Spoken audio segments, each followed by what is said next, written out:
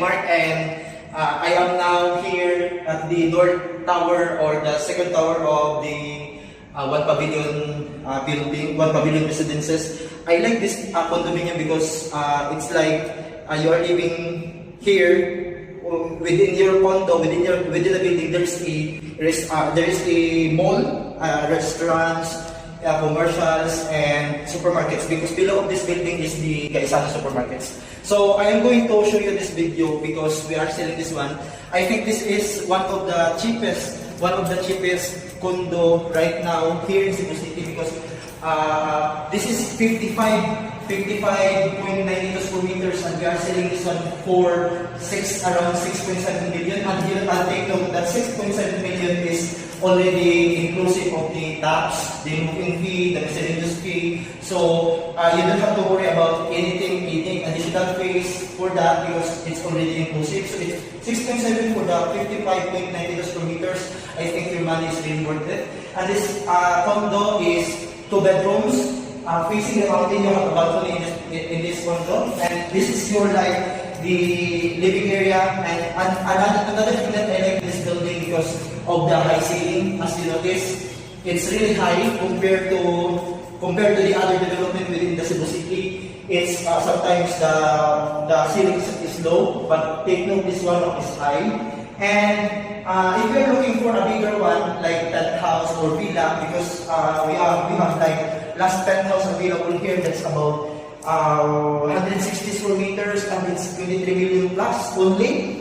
And then also the villa, we have villa here like 15 million. So on my separate video, I'm going to take video of that unit, and maybe you can check also. And compared to the other developments, I would like to compare that with other developments. Although this one is like outdated kitchen, at least you have this one, because sometimes in some development you don't have like the overhead cabinet, you only have this one, the sink, and that's the very common deliverable. But this one you have like the overhead cabinet, and you have here your powder room, which is slide.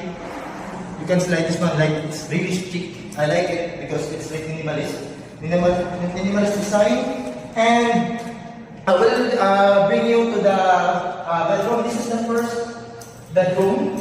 You have also the view, and this is your common toilet and bathroom. You have shower, a sink, and here is the master's bedroom. And I like this one because you have the mountain view, and I will bring you to the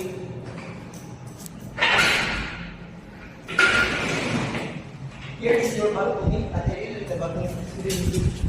And you have this nice view of the surroundings around. So yeah, this condo also comes with the with swimming pool, gym, and aside from the supermarkets below and the commercial, you have those things with video. And I will take video of that also, that I'm going to put it on the video so that you will appreciate. And again, we are selling this one for 6.7 million and 55.92 square meters, 2 bedrooms, 2 toilet and bathrooms. Yeah. Again, this is One Pavilion condo, and we have a bigger unit. The last penthouse that we have here, 160 square meters for only about 20 million plus, and villa for only about almost 16 million. So, thank you. I will bring you now the amenities. And this is the tower 1, or the north tower, and this one is the south tower. As you can see, the property management is still doing the repainting, outdoor repainting, exterior repainting. So before, I remember that the painting is already faded, just like that painting paint. But now look at it, it's new. So, and this will be also happen this building. And this is the amenity floor area, and that's the gym, and this is the pool. And you can see there are people, actually they are cleaning the pool. And you have there and I will bring you the other side.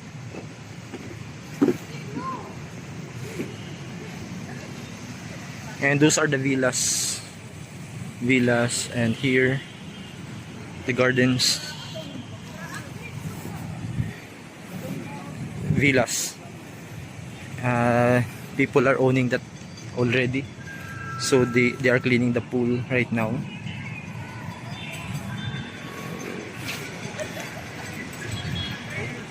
So I remember the last time we bring a client here, and then his concern actually is he likes the unit, but his concern is the exterior because the paint is already faded.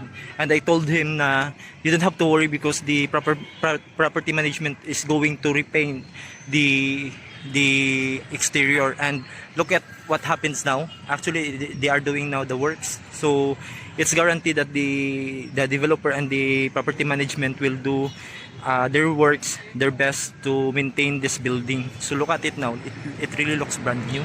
And those are the penthouse above, those are the penthouse level. And also here, this is the first tower and this is the second tower.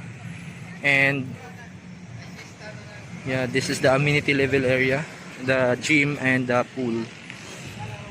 And below there is the supermarket. And you have also Jollibee here. Jollibee is also near. You have the Jollibee there. Yeah, the Jollibee is there. Jollibee and Chowking. So everything here is really close. And those are the buildings in Cebu Business Park. And that's the Busay area. And that's the building in Cebu IT Park.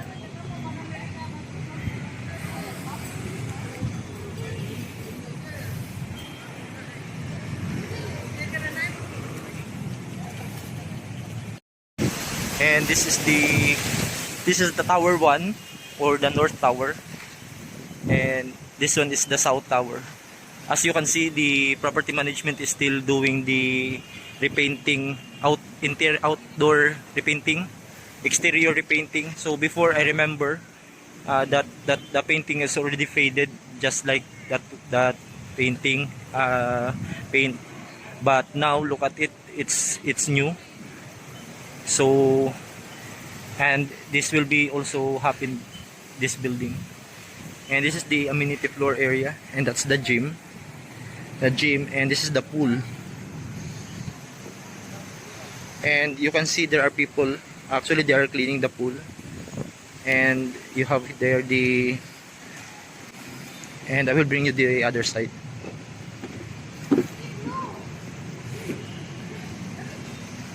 And those are the villas, and here the gardens, villas. People are owning that already, so they are cleaning the pool right now.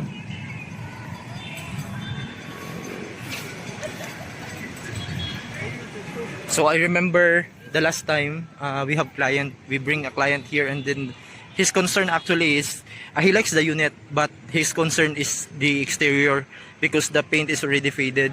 And I told him na you don't have to worry because the property management is going to repaint the exterior. And look at what happens now. Actually, they are doing now the works, so it's guaranteed that the developer and the property management will do their works, their best to maintain this building. So look at it now, it really looks brand new. And those are the penthouse above, those are the penthouse level. And also here, this is the first tower and this is the second tower. And yeah, this is the amenity level area, the gym and the pool. And below there is the supermarket. And you have also Jollibee here. Jollibee is also near. You have the Jollibee there. Yeah, the Jollibee is there. Jollibee and Chowking. So everything here is really close. And those are the buildings in Cebu Business Park. And that's the Busay area. And that's the building in Cebu IT Park.